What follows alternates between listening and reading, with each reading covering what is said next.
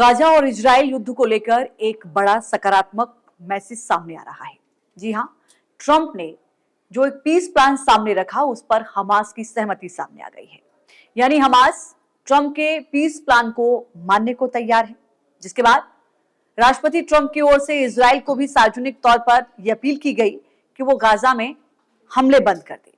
आखिर जो piece plan सामने रखा गया उसमें क्या क्या है, उसमें पॉइंट क्या है, क्या कुछ बातें हैं और आगे चलकर क्या वाकई ये स्थिति बन सकती है, क्योंकि 7 अक्टूबर 2023 को जो हमला हमास की ओर से इजराइल पर किया गया, उसके बाद लगातार इजराइल की ओर से जो बंधक बनाए गए थे इजराइल के लोग हमास की तरफ से जो गाजा में रखा गया था, उनको छुड़ाने के लिए ऑपरेशन के नाम पर लगातार वहां पर हमले किए जा रहे थे।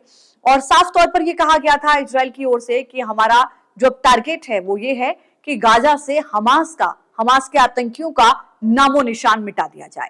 लेकिन अब जब पीस प्लान पर बात आगे बढ़ रही है, तो क्या आने वाले वक्त में ये माना जाए कि गाजा और इजराइल के बीच जो युद्ध है वो पूरी तरीके से थम जाएगा, परमानेंटली वहां पर शांति बहाली की तस्वीरें देखने को मिलेंगी? ये अभी सवाल है। क्या है ट्रंप के डील में, क्या है वो पीस प्लान जो रखा गया है, तो उसको जरा समझिए। ट्रंप की योजना के तहत जो सामने रखा गया है वो ये कि हमास को 3 दिन में सभी 48 बंधक जो इजराइल के लोग हैं, जिनमें कुछ अभी जिंदा हैं, कुछ बताया जा रहा है कि उनके शवों को सौंपा जाएगा, उनको रिहा किया जाएगा।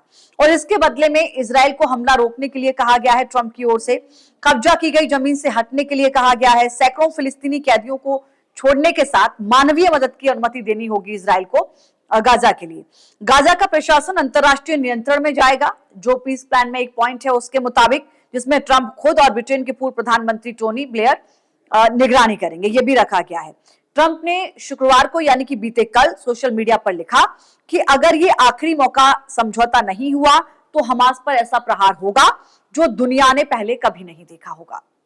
यानी हमास के लिए ये एक आखिरी मौका ट्रंप ने रखा था और साफ तौर पर यह चेतावनी भी दी गई थी कि ये आपके पास आखिरी मौका है, अगर आप इसको मान लेते हैं तो ठीक है, अन्यथा कुछ ऐसा होगा, शांति तो वहां पर बहाली होगी, चाहे हमास के पूरी तरीके से खत्म करने का वो एक मैसेज क्यों न रहा हो, किसी भी तरह के मध्य पूर्व में हम शांति होगी, ये कहा गया था। जिसके बाद ट्रंप की इस पहल का स्वागत कई देशों ने किया, कई संस्थाओं ने किया।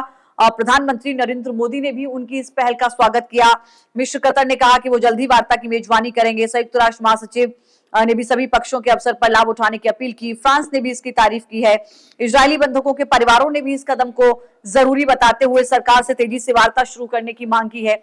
हालांकि गाजा में जो अभी स्थितियां हैं उनको लेकर यह कहा जा रहा है कि 72 घंटे सबसे पहला पॉइंट है, जिसमें इजराइल की ओर से कहा गया है कि हम पहले फेज की जो है वो प्रक्रिया पूरी करने की दिशा में आगे बढ़ेंगे, और वो ये है कि हमास को जो बंधक हैं इजराइल के लोग वहां पर, उन सभी को रिहा करना होगा।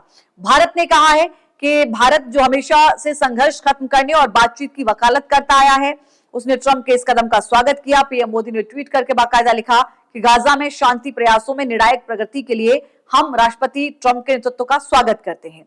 बंधकों की रिहाई के संकेत एक महत्वपूर्ण कदम है।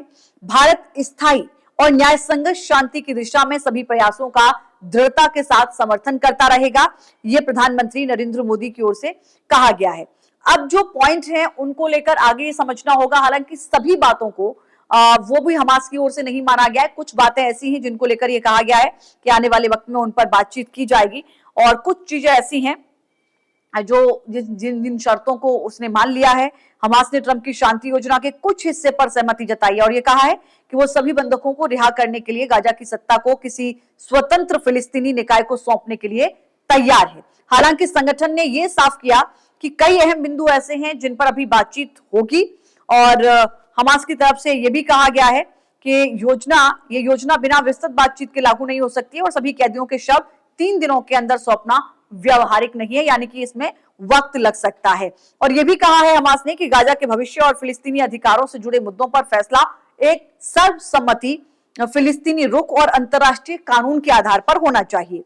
संगठन के जो आधिकारिक बयान सामने आए हैं उसमें यह भी स्पष्ट नहीं किया गया है कि हथियार डालने का क्या कुछ उल्लेख होगा, जबकि इजराइल की तरफ से साफ कहा गया है कि एक स्थायी तौर पर यानी कि निश्चित तौर पर ये श्योरिटी देनी होगी हमास को कि वो हथियार डाल रहा है, यानी आगे वो इस तरीके की कोई भी प्रक्रिया या प्रतिक्रिया नहीं देगा, नहीं उसको आगे बढ़ाएगा।